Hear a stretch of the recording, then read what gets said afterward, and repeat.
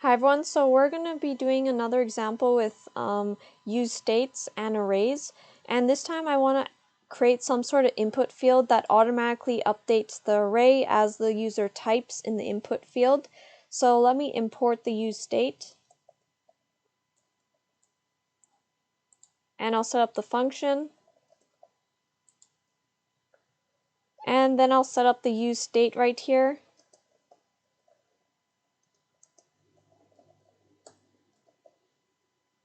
And in the useState here, I'm going to initially set it up as an empty array with these square brackets.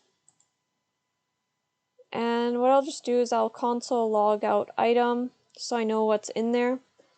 And I'm going to set up a placeholder text here.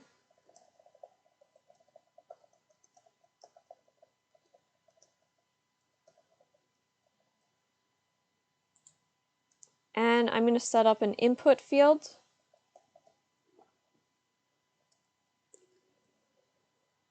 I'll make it of type value item. And on change, whenever the user keeps typing, it will automatically update the array.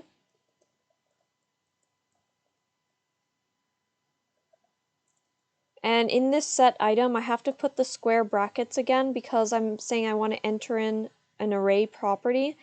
And I'll do e.target.value because that will grab the information that the user types. And I'll say of type text placeholder, I'm going to give it the placeholder value that I initialized at the top there.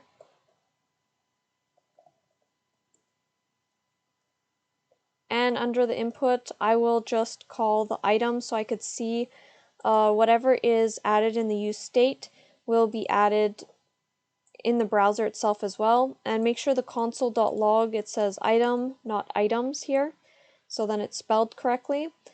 And now we'll save it here, and we're going to go back to the browser, and we have to go to example 2 now in the browser. And right here, it's going to say your first name, so that is the placeholder. I'll say Monica. And as you can see, as I keep typing or removing letters, you can see that the array in the console gets updated after each click that I make in the browser. And you can see it's actually re-rendering 2 times. That could be fixed later on, but for right now, you can see that at least it's updating the array, and it's good for us to go. So instead of putting console log right here, I could put the console log,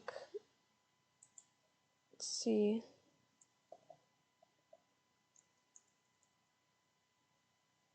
what I could do if I don't want it to keep re-rendering 2 times every time I click it once or I type in something once.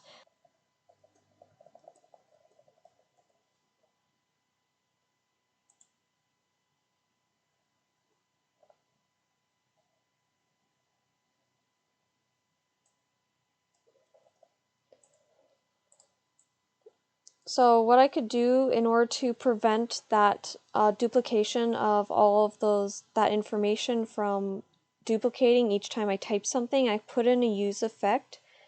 And in this useEffect, I could then set it up whenever item changes, then I'll run the useEffect, and then I could just do the console.log item.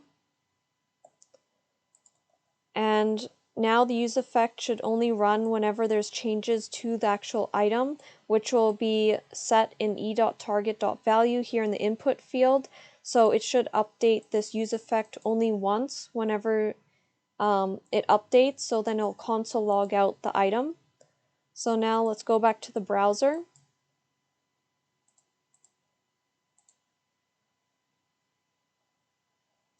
And it says useEffect is not defined because I have to import it as well at the top.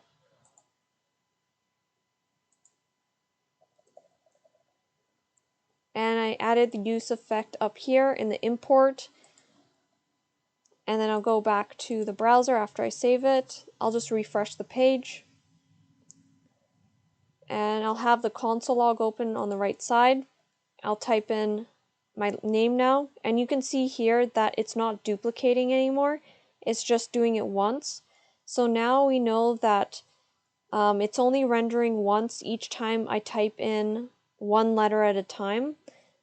So then we just get one console log each time we type one letter.